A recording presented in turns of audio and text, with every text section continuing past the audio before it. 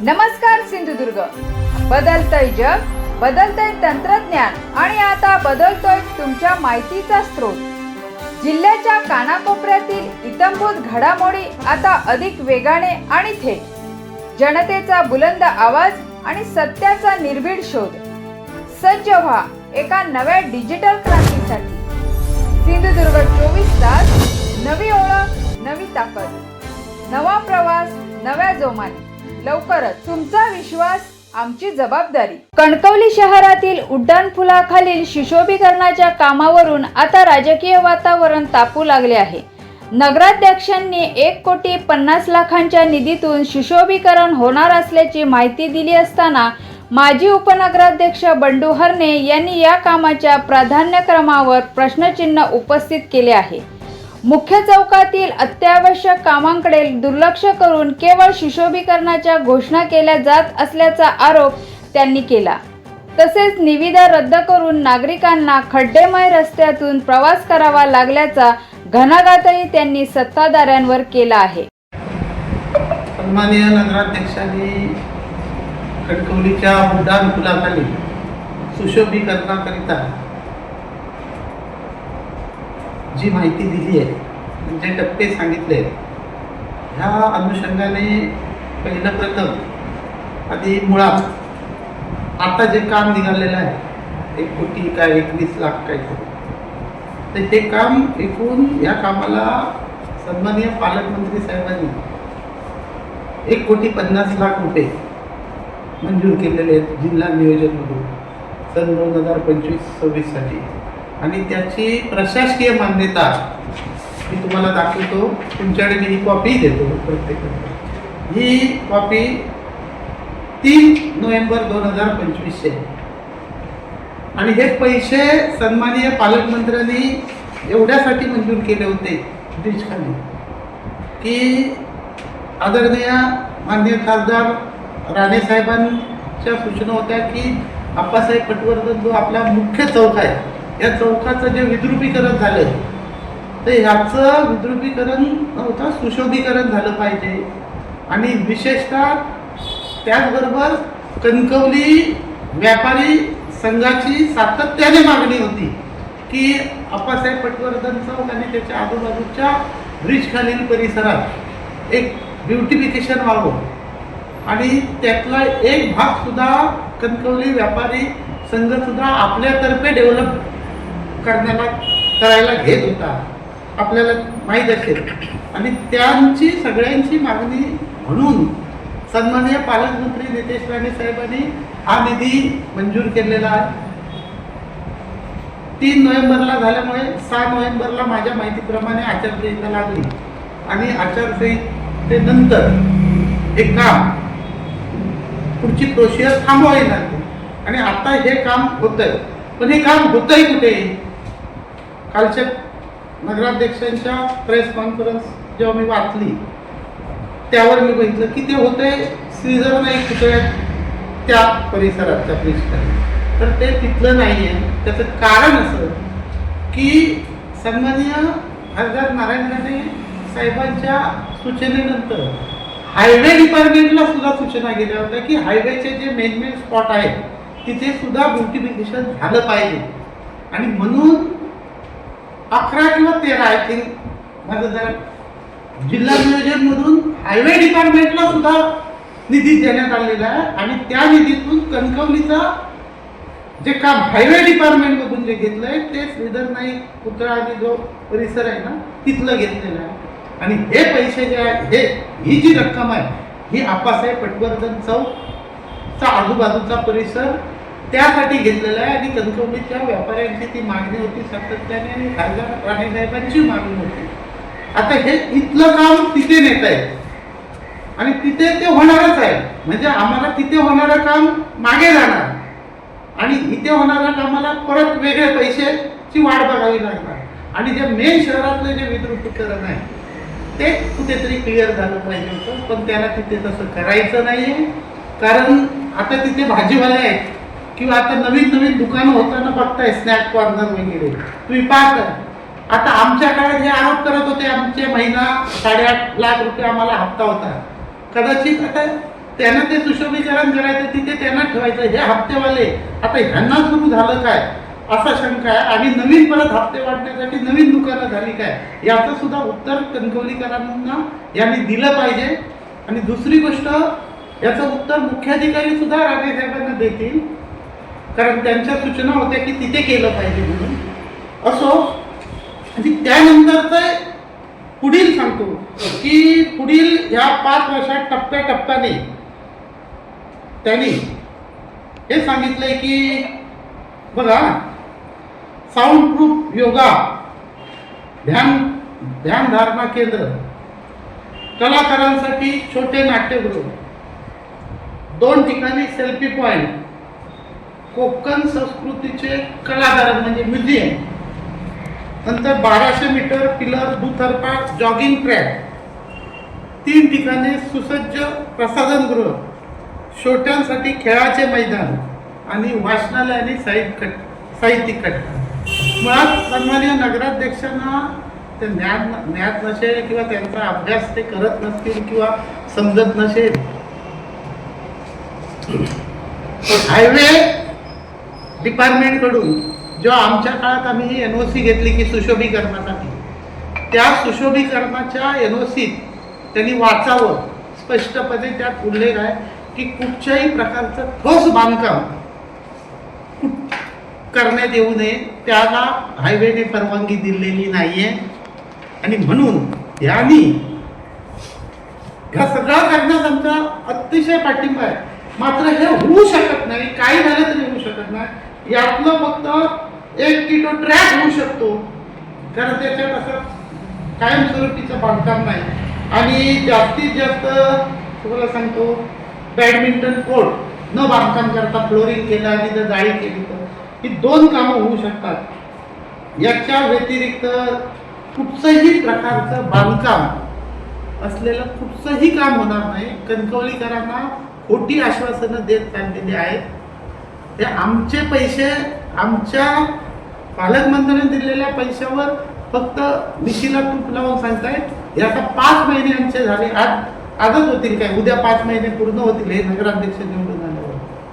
त्यांच्या 5 महिन्याच्या कारकिर्दीत हे किंवा उपनगराध्यक्ष यांची टीम आणि एकही नवा रुपया आणलेला नाही, काहीही केलेलं नाही, फक्त खोटी आश्वासनं देत सुटले. आणि जे कधीही घडणार नाही, जे अस्तित्वात येणार नाही, त्याचे फक्त या 2 ते 3 सगळे ठराव घेण्यात आलेले आहेत, जे प्रत्यक्षात कधी अंमलात येणार नाही. दुसरी गोष्ट,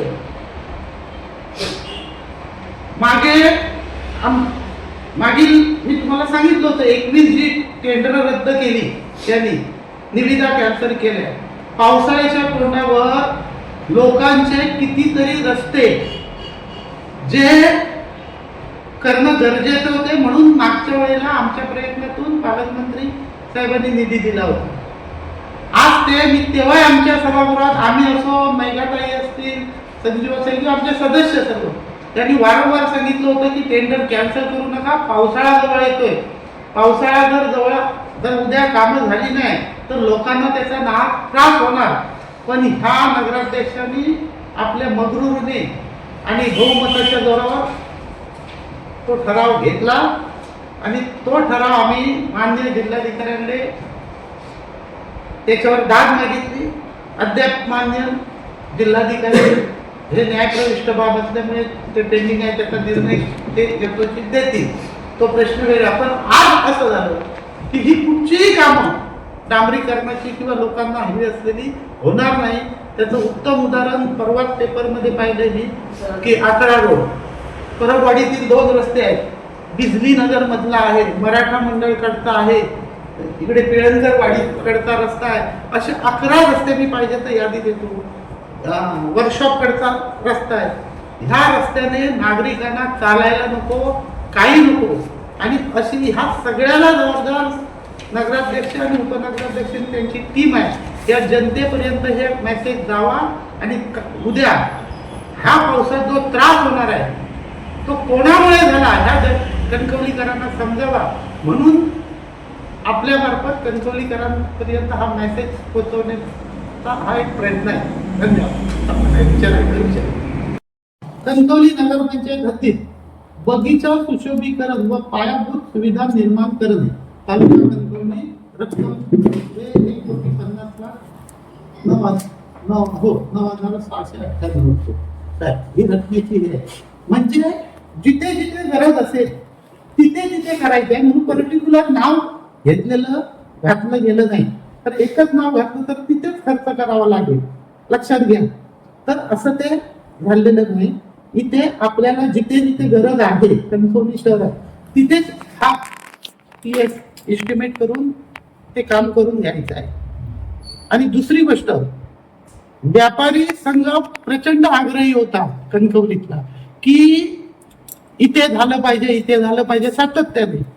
पण आता मात्र व्यापारी संघ कशाला गप्पा आहे की त्यांना ते माहीत नाही की माहीत असूनही काही जण गप्पा आहेत, हे मात्र समजून आणलेलं नाही. माझ्या माहितीमध्ये काही व्यापारी मित्रांनी, म्हणजे मला लांबून ऐकून आहे, मला प्रत्यक्ष माहित नाही, की चौकशी त्यांच्याकडे केली होती. तर नगराध्यक्षांनी सांगितलं की मागच्या सभेने तो ठराव घेतलाय, मागच्या मंडळी म्हणजे आम्ही. तर मुळात ही रक्कमच नोव्हेंबर 25 मध्ये आली आहे आणि तेव्हा प्रशासकीय राजवट होती. लक्षात घ्या, आमची 5 मे 2023 ला मुदत संपली. नंतरचा पुरा पिरियड हे नगराध्यक्ष विराजमान नवीन बॉडी अस्तित्वात येईपर्यंत प्रशासकीय राजवट होती. त्यामुळे काही जे आपण जे करायचं आणि जे जमत नाही त्याची बिलं आमच्यावर काढायची, हे उद्योग आता नगराध्यक्षांनी बंद करावे. कारण शेवटी खरं ते खरं हे समोर येणार आणि आम्ही प्रत्येक वेळी तुमची जी काय वेगळी बाजू आहे ती सुद्धा जनतेसमोर आणणार, एवढं लक्षात ठेवावं.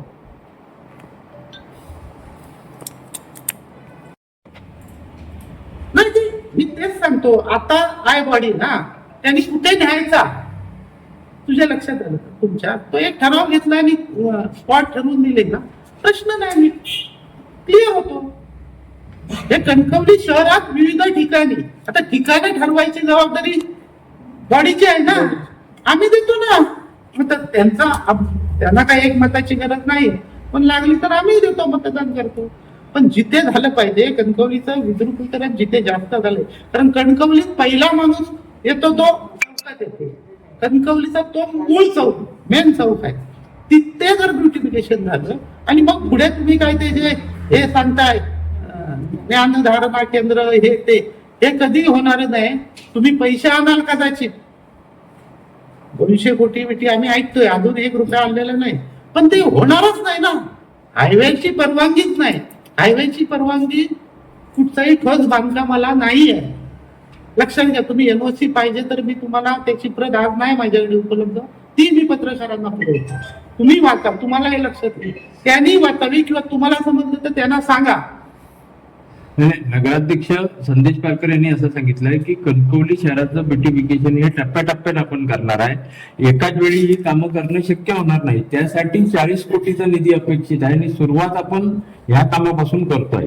नाही, बरोबर आहे, ह्या कामापासून करतोय. तो निधी पालकमंत्री नितेश राणे साहेबांनी दिला आहे. पण ह्याच्यात जे पुढे मी हे तुम्हाला सांगितलं ना, नाट्यगृह, ज्ञानधारणा केंद्र किंवा ही जी कामं आहेत ही ठोस बांधकामाची आहेत. ती हायवे खाली होणार नाही, ती करता येणार नाही. हायवेने त्यासाठी परवानगी दिलेली नाही. माझं म्हणणं ते आहे, जी परवानगी दिली आहे त्याबाबतचीच कामं फक्त होऊ शकतात. म्हणून आता जी एस्टिमेटनी आहे ती त्या कामात ते बसू शकतं. ठोस बांधकाम त्यात येत नाही, लक्षात घ्या. ठोस बांधकाम सोडून मग मी सांगितलं त्याच्यात त्यांनी जी 8-9 काय 10 कामं दिले ते 1-2 ट्रॅक बी होऊ शकतात, 1-2 कामं होऊ शकतात, 2-3. त्याच्या पलीकडे कामं होऊच शकत नाही. पैसे होतील हो, पण हायवेची परवानगीच तेवढी आहे. कारण त्याच्यात सुप्रीम कोर्टच्या गाईडलाईन हायवे डिपार्टमेंटला, त्यामुळे हायवेला किती मनात असलं तरी ते देऊ शकत नाही. कणकवली व्यापारी संघाच्या काही पदाधिकाऱ्यांनी पालकमंत्र्यांची त्यावेळी भेट घेतलेली याच विषयासंदर्भात, आणि त्यांनी पण स्वतःहून काहीतरी फंड देण्याची तयारी दर्शवलेली. पालकमंत्र्यांच्या वाढदिवसा दिवशी या कामाचं उद्घाटन होत होतं. त्या संदर्भात त्यांची तुमच्याजवळ काय प्रस्ताव आलेला त्यावेळी? कधी म्हणताय? पालकमंत्र्यांच्या वाढदिवसाच्या निमित्ताने या कामांचा शुभारंभ करायचं असं काहीतरी नियोजन केलं गेलं होतं अच्छा, हा. कणकवली व्यापारी संघामार्फत. हम्म. मग त्यावेळी तुमच्याजवळ व्यापारी संघाकडून काय त्यावेळी प्रस्ताव आलेला की आमच्याकडे नाही, मुख्याधिकाऱ्यांनी त्यांना एनओसी दिली होती आणि ते उद्घाटन करणार होते. पण नंतर त्या दिवशी काहीतरी उद्घाटन झालं नाही, नंतर करूया असं काहीतरी झालं निवडणुकीनंतर. त्यानंतर पुढे काय झालं नाही, म्हणजे अजूनही काय हालचाल नाही. म्हणून मी आवाहन केलं व्यापारी आमच्या मित्रांना की ते तिथे करण्यासाठी पैसे दिले होते, तर ते पैसे निधी तिकडे ब्युटिफिकेशन करतायत ती ऑलरेडी ते हायवे डिपार्टमेंटने तिथलं घेतलेलं असतं. आणि त्यानंतर निवडणूक झाल्यावर 5 महिने व्यापारी संघाचं सुद्धा कुठची त्या बाबतीतली कसली हालचाल नाही. आणि त्यांना एनओसी दिलेली जी आहे ना त्या बाबतीतही ते काहीतरी एक कुठची तरी जागा ब्युटिफिकेशन करणार होते. त्यातही पुढे काय झालं मला माहिती. सिंधुदुर्ग जिल्ह्यासह इतर जिल्ह्यातील ताज्या घडामोडी पाहण्यासाठी सिंधुदुर्ग 24 तासला सबस्क्राईब करा आणि बेल आयकॉनवर क्लिक करा. सिंधुदुर्ग 24 तास सदैव तुमच्या सोबत.